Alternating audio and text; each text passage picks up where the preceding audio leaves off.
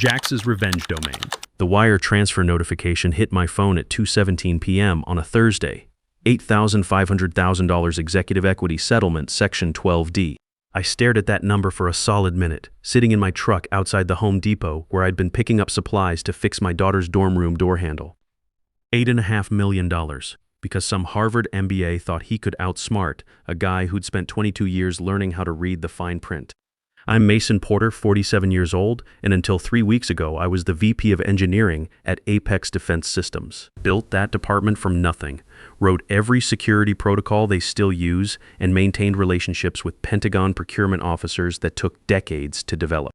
But apparently, that wasn't worth keeping around when they decided to modernize operations. Let me back up and tell you how this whole thing started, because it's a masterclass in how to protect yourself when you work for people who think loyalty is a one-way street. It began with Jared Fleming's smirk on a Tuesday morning about a month ago. That twisted little grin when he walked past my office, like he knew something I didn't.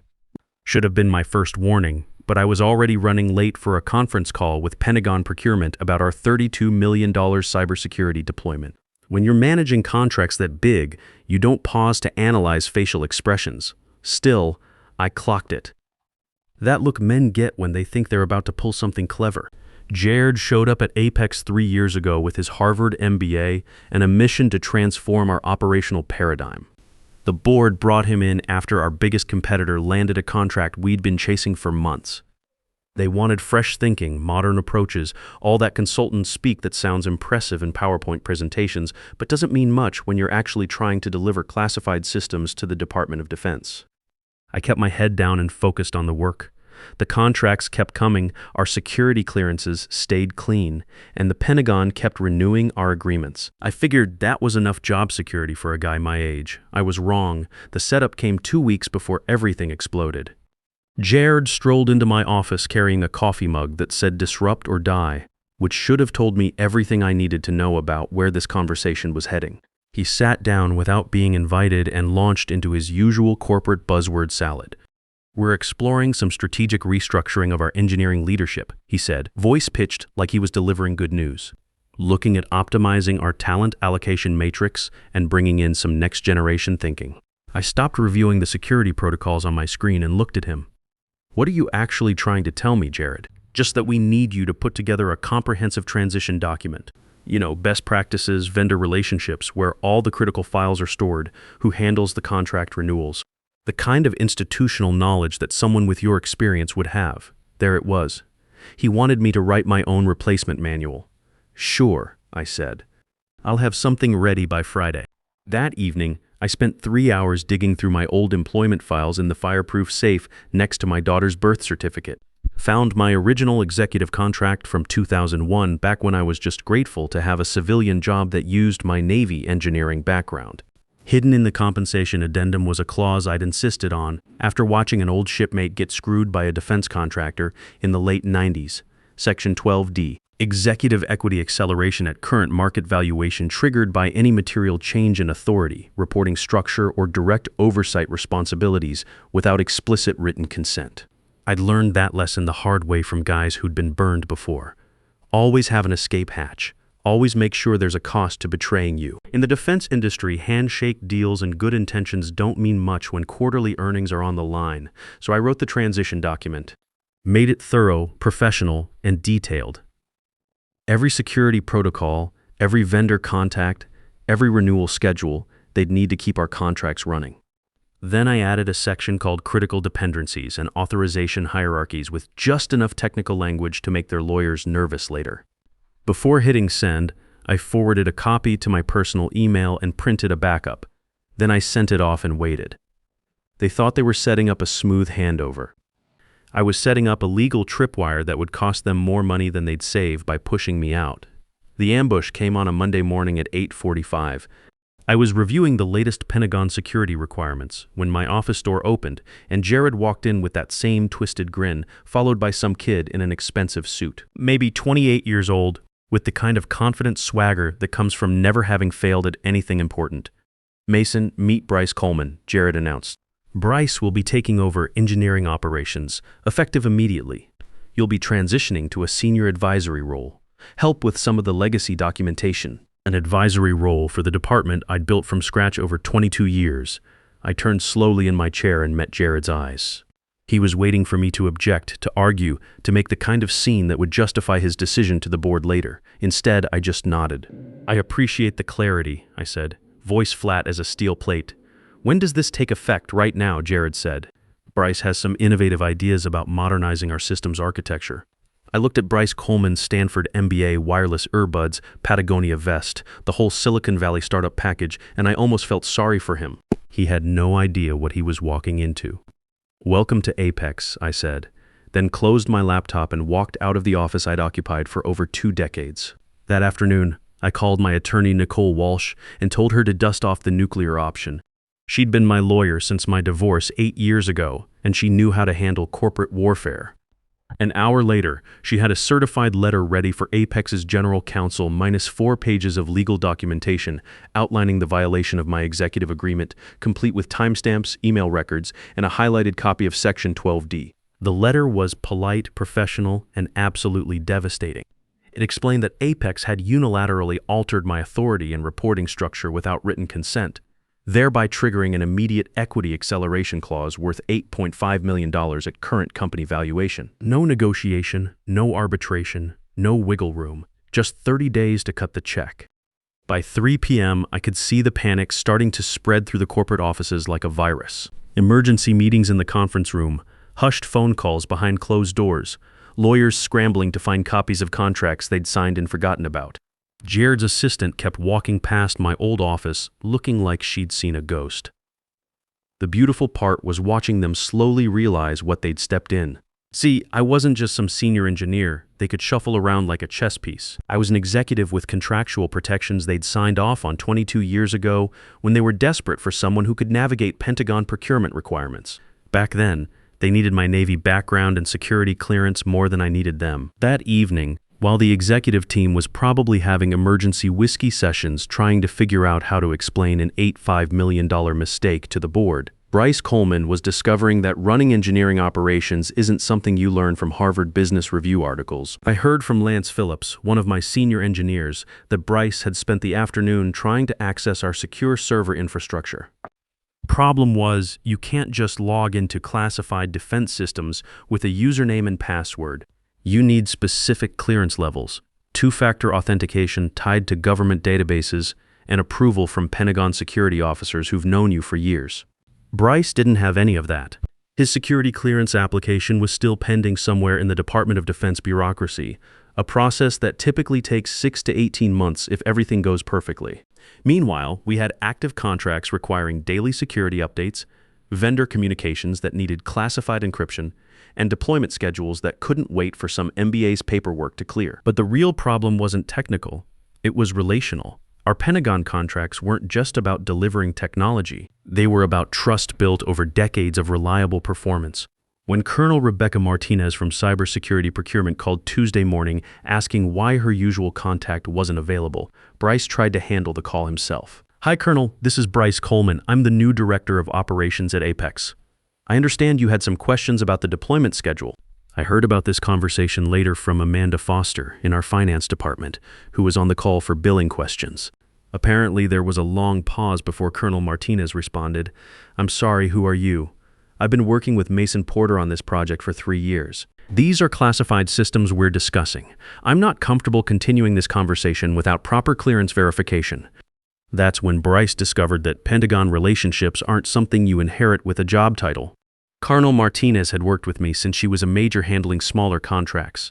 She knew my background, trusted my judgment, and had my personal cell phone number for emergencies. She didn't know Bryce Coleman from some random guy calling about government secrets. The call ended with Colonel Martinez requesting that I personally contact her office to discuss the transition. When Jared found out about this, he apparently asked Bryce if there was any way to expedite the clearance process or work around the security requirements temporarily.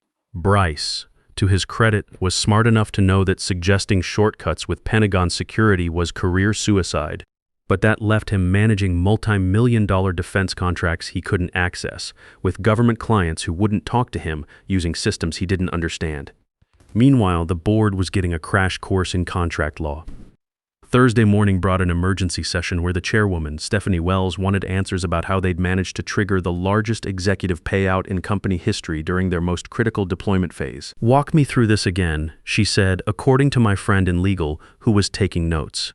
"We demoted a 22-year veteran engineer to make room for someone with no security clearance, no government relationships, and no experience with classified systems. And this decision is going to cost us $85 million immediately. Plus, we might lose a $32 million contract because the Pentagon doesn't trust our new leadership structure." Jared apparently tried to explain that it was about long-term strategic positioning and bringing in fresh perspectives. The chairwoman wasn't buying it. "Jared, our fresh perspective just cost us more money in 1 week than Mason's entire annual salary. And we still need him to fix the mess we created." That's when they realized the deeper problem. Even if they paid me the $85 million, they still needed my cooperation to maintain the Pentagon contracts. My clearance, my relationships, my understanding of systems I'd designed over 2 decades, none of that transferred to Bryce with the job title. Friday afternoon, my phone rang, Jared Fleming trying to sound casual. "Hey Mason, I think there might have been some miscommunication about the transition. Maybe we moved too fast. What would it take to work something out?" "Nothing," I said. "Section 12D was triggered Monday morning when you changed my reporting structure. My attorney is handling the payout timeline. Come on, be reasonable here. We can discuss alternatives. Maybe convert the equity to deferred compensation, spread it out over several years, add some consulting fees for the transition period. The contract language is pretty specific. Jared, you made a unilateral change to my authority without written consent. That triggers immediate acceleration at full company valuation." Long pause. "This is going to seriously impact our quarterly numbers. Should have thought about that before you decided I was disposable. Look, the Pentagon contracts require your involvement anyway. Can't we find some arrangement that works for everyone?" That's when I knew I had them completely cornered. They'd fired me, but still needed me. They owed me $85 million but couldn't afford to lose my cooperation. They'd tried to replace institutional knowledge with enthusiasm and discovered that the Pentagon doesn't give participation trophies. The wire transfer came through the following Tuesday, just like I said it would, $8,500,000 plus $127,000 in administrative penalties for delayed processing. The memo line was brutally simple. Executive Equity Settlement, Section 12D, no apology, no explanation, no corporate pleasantries. Just clean numbers and the kind of digital silence that speaks louder than any boardroom speech. I was sitting in my kitchen when the notification hit my phone, drinking coffee and reading about some new Pentagon cybersecurity requirements in Defense Weekly. My daughter Emma called me right after I saw the transfer. "Dad, someone from your old company called the house looking for you. Said they had urgent questions about some contract with the Pentagon. Mom gave them my number, but I told them I didn't know where you were. Emma's 19, studying engineering at Virginia Tech like her old man. She's sharp enough to smell corporate desperation through the phone. What did they sound like?" I asked, panicked. She said, "The guy kept saying it was critical that they reach you immediately. Something about a deployment deadline." I smiled. "Tell them I'm not available for consulting. My rates just went up." 2 days later, Apex put out a corporate announcement that read like every other sanitized press release designed to hide a disaster. Leadership realignments to optimize operational efficiency. Bryce Coleman was being transitioned to a strategic consulting role while we evaluate long-term operational requirements. Jared Fleming was stepping back to focus on investor relations and capital development initiatives. Corporate speak for, "We screwed up royally and it's going to cost us," but the real consequences were just starting to unfold. See, the Pentagon doesn't operate on startup timelines. When you're managing classified systems that protect national infrastructure, you can't just swap out personnel like you're rearranging a marketing team. Trust takes years to build and seconds to destroy. Colonel Martinez made that point crystal clear during a conference call with Apex's entire executive team the following week. I wasn't on the call officially. I didn't work there anymore, but Lance Phillips was, and he gave me the blow-by-blow afterward. "Gentlemen," Colonel Martinez had said, her voice carrying the kind of authority that comes from 20 years of military service, "I've reviewed your personnel transition documentation, and I have concerns about continuity of operations during a critical deployment phase. We understand there's been some confusion about the transition," Jared had replied, probably using his most reassuring CEO voice, "but Mr. Coleman is highly qualified, and we're confident he can maintain all operational requirements. Mr. Fleming, with all due respect, Mr. Coleman doesn't have the security clearance required for this project. His application is still pending review, which typically takes 12 to 18 months. Meanwhile, we have classified systems going live in 6 weeks that require oversight from someone with top-secret SCI access. Long pause. Then Bryce had tried to jump in. Colonel, I understand the clearance situation is temporary. Maybe we could work out some interim arrangements while my paperwork processes. The silence that followed was apparently long enough to echo. Mr. Coleman, Colonel Martinez had said, her voice dropping about 10 degrees. There are no interim arrangements for classified defense systems. You either have clearance or you don't. You either understand Pentagon protocols or you don't. And right now, you don't. That's when Jared made his fatal mistake. Colonel, surely we can find some flexibility here. This is a valuable contract for both parties. Mason Porter is no longer with the company, so we need to find solutions that work with our current team structure. Mr. Fleming, Colonel Martinez had said, let me be very clear. I don't care about your internal personnel decisions. I care about operational security and contract compliance. Mason Porter has been our primary contact on this project for 3 years. He understands our requirements, our protocols, and our timeline. If you can't provide equivalent expertise with appropriate clearance levels, we'll need to consider alternative vendors. Alternative vendors translation. You're about to lose a $32 million contract because you fired the only guy who could actually do the job. The call had ended with Colonel Martinez giving them 2 weeks to present a viable transition plan with properly cleared personnel or face contract review proceedings. 2 weeks to solve a problem that would normally take 18 months, assuming everything went perfectly. That evening, my phone rang again. This time it wasn't Jared. It was Stephanie Wells, the board chairwoman herself. Mason, I hope you'll forgive the direct call, but we have a situation that requires your expertise. I'm listening, I said. I think you know where this is going. The Pentagon contracts require continuity of oversight during the deployment phase. Bryce Coleman, whatever his other qualifications, doesn't have the clearance or relationships necessary to maintain operations. That's unfortunate, I said. Mason, let's cut through the corporate nonsense. We made a mistake. An expensive mistake that's about to get more expensive. What would it take to bring you back as a consultant while we sort this out? My consulting rates are $500 per hour with a minimum 40-hour weekly retainer. 6-month minimum contract. And I want final authority on all Pentagon communications during the transition period. She didn't even pause. $500 an hour. That's substantial. It's the market rate for someone with top-secret clearance, 22 years of defense industry experience, and established Pentagon relationships. Plus, my schedule is pretty flexible now that I'm financially independent.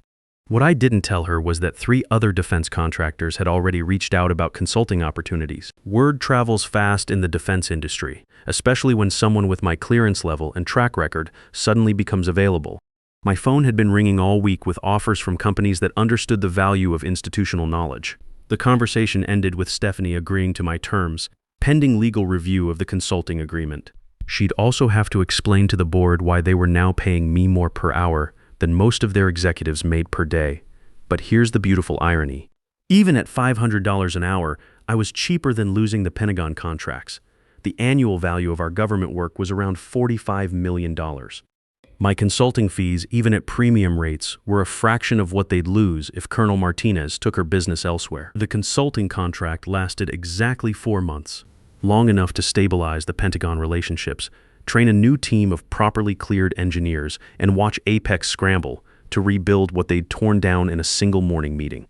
At $500 an hour, those 4 months netted me another $400,000 on top of the $85 million payout. Not bad for cleaning up someone else's mess.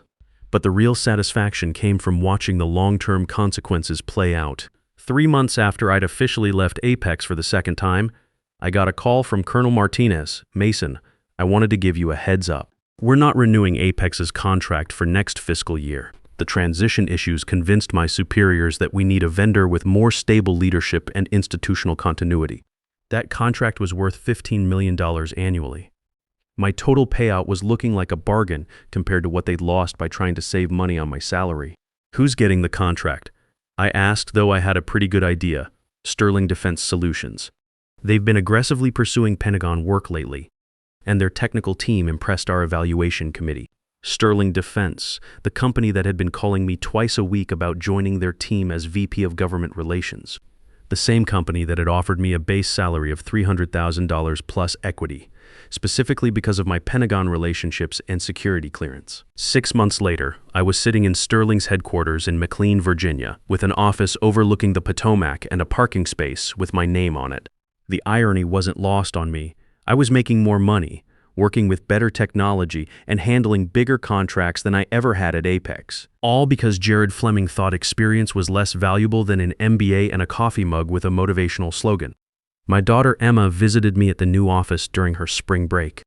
She's finishing her junior year at Virginia Tech now, studying cybersecurity engineering with a focus on government systems. Funny how life works out. She's following a path that combines my Navy background with the modern tech skills I never had time to fully develop. So let me get this straight, she said, sitting in my conference room and looking out at the Washington Monument in the distance. Your old company fired you to save money, paid you $8.5 million because they didn't read their own contracts, hired you back at premium rates to fix their mistake, then lost their biggest client anyway. That's a pretty accurate summary, I said. And now you're making more money at a better company that appreciates your experience instead of seeing it as a liability. Also accurate. She shook her head. Corporate America is weird, Dad, but I'm glad you landed on your feet. That's one way to put it. The truth is, I'd landed better than my feet. I'd landed exactly where my experience and expertise were valued instead of tolerated. Sterling Defense understood what Apex had forgotten. In the defense industry, relationships and institutional knowledge aren't just nice-to-have assets. They're the difference between winning and losing contracts worth hundreds of millions of dollars. The final chapter of the Apex story came about a year after I'd left. I heard through industry connections that they'd brought in a third CEO in 18 months, some consultant who specialized in organizational turnarounds. Code for companies that had screwed up so badly they needed professional help to stop the bleeding. Jared Fleming had lasted about 8 months after the Pentagon contract debacle. Apparently, the board had grown tired of explaining to investors why their modernization strategy had resulted in their biggest client walking away and their most experienced engineer becoming their most expensive consultant. His departure was announced as a mutual decision to pursue new opportunities, but everyone in the industry knew what that meant. Bryce Coleman had disappeared from defense contracting entirely. Last I heard, he was working for some fintech startup in San Francisco, probably telling people about his experience leading engineering operations for major government contracts. Good luck to whoever hired him based on that resume. As for me, I was settling into a career phase I'd never expected, being the guy that companies called when they needed someone who actually understood how Pentagon procurement worked. Sterling Defense had promoted me to Senior VP after just 8 months, and I was leading business development for their entire East Coast government portfolio. The funny thing about getting older in this industry is that what used to feel like a liability, being the gray-haired guy who remembered how things used to work, had become my biggest asset. While younger engineers focused on the latest technological trends, I understood the bureaucratic realities of selling to the federal government. I knew which procurement officers cared about innovation versus reliability. I understood the difference between what the Pentagon said it wanted and what it actually needed. Most importantly, I'd learned the lesson that Apex taught me the hard way. Never again would I work somewhere without protecting myself. My Sterling Defense contract included equity protection, severance guarantees, and consulting agreements that would kick in if they ever decided my experience wasn't valuable anymore. But I don't think that's going to happen. The defense industry is finally starting to understand what I'd known for 25 years. That building relationships with government clients takes decades, not quarters. That institutional knowledge can't be replaced with enthusiasm and PowerPoint presentations. That sometimes the most expensive employee is actually the cheapest insurance policy you can buy. These days, when young engineers ask me for career advice, I tell them the same thing my old Navy chief told me. Document everything, build relationships, and never assume that competence and loyalty will be enough to protect you. Companies change, leadership changes, priorities change. The only thing that doesn't change is human nature, and human nature says that when times get tough, people look for someone to blame and someone to sacrifice. The trick is making sure that when they come looking, the cost of losing you is higher than the cost of keeping you. That's not cynicism talking. That's 25 years of experience in an industry where handshake deals and good intentions don't survive the first quarterly earnings call. I built my second career on the foundation of my first one getting blown up. Sometimes the best thing that can happen to you is getting fired by people who don't understand your value. It forces you to find people who do. The difference between being valuable and being replaceable isn't just what you know. It's making sure the right people understand the cost of losing what you know. In any industry, your job security isn't determined by how hard you work, but by how expensive it would be to replace the relationships and knowledge you've built over decades.